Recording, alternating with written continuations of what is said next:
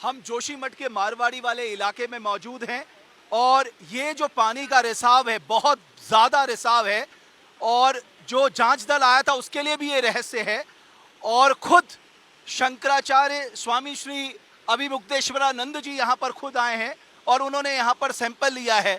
तो महाराज जी अब ये कहा जा रहा है और जो जांच दल आया उसके लिए भी ये रहस्य बना है, ये पानी आ कहाँ से रहा है, कहाँ का जल स्रोत है, कहाँ से निकल रहा है। देखिए, ये जो पानी है बिना किसी मशीन के भूगर्भ के अंदर क्या प्रक्रिया चल रही है उसका ये प्रमाण है। इसी पानी के टेस्टिंग से पता चल जाएगा कि अंदर क्या गतिविधि चल रही है। अब आप देखिए, हमने ये सैंपल अभी यहाँ पर लिया है।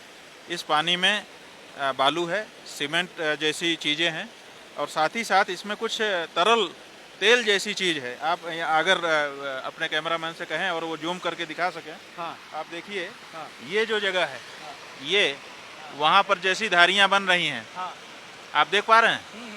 तो वो बता रहा है कि इसमें कोई केमिकल जैसी चीज़ आ रही है, तेल जैसी चीज़ आ रही है। हाँ, तो वो कहाँ से आ रही है। हाँ, तो ये सब परीक्षण करने के बाद ही पता चलेगा कि ये भूगर्भ में कौन सी गतिविधि हो रही है और कहाँ का ये पानी है। शंकरा जी, जैसा कि ये कहा जा रहा था कि ये जोशीमठ में सीवर लाइन सही नहीं है, लोग अपने घरों का सीवर धरती में डालते हैं, वही इकट्ठा होकर के बाहर निकल रहा है। एक तो इतने लंबे समय से इतनी तेज़ धार निकल रही है, इतना सारा सीवर कहीं एक जगह पर इकट्ठा हो ऐसा संभव नहीं है।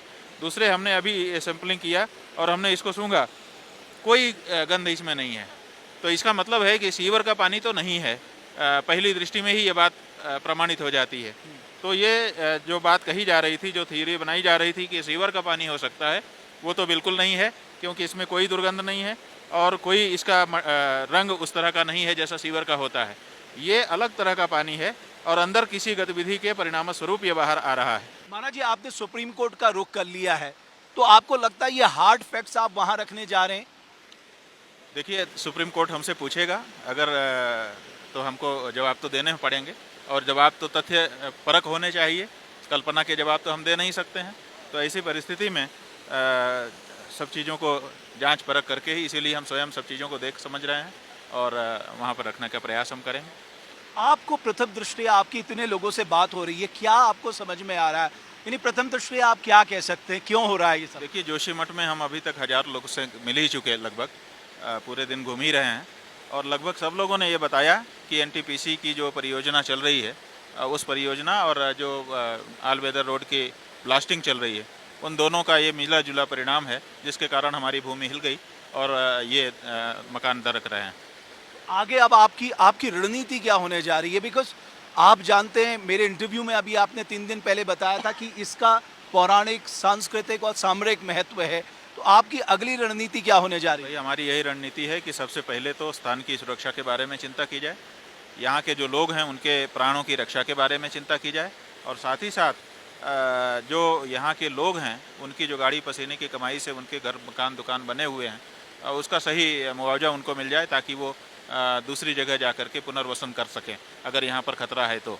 और यहाँ पर खतरा सचमुच है, यहाँ से हट ही जाना है, ये निर्णय करने के लिए हम सोच रहे हैं कि एक विशेषज्ञों का दल स्वयं आमंत्रित करें ताकि वो ठीक से जांच करके हमको बताएं तो, क्योंकि आज की परिस्थिति तो यह है कि कोई बताने वाला नहीं है कि वास्तव में क्या कारण है जिसके कारण इतनी बड़ी विभीषिका हमारे सामने आकर के खड़ी हो गई है।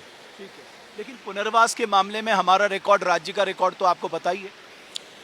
देखिए, राज्य की बात नहीं है, हम लोग तो केंद्र सरकार से कहेंगे कि इसमें कोई ऐसा पैकेज वो घोषित करें ताकि यहाँ के लोगों की ये चिंता दूर हो, उनको अपने जान और माल दोनों के बारे में पूर्ण आश्वस्ति प्राप्त हो सके, ऐसा प्रयास करने की आवश्यकता है।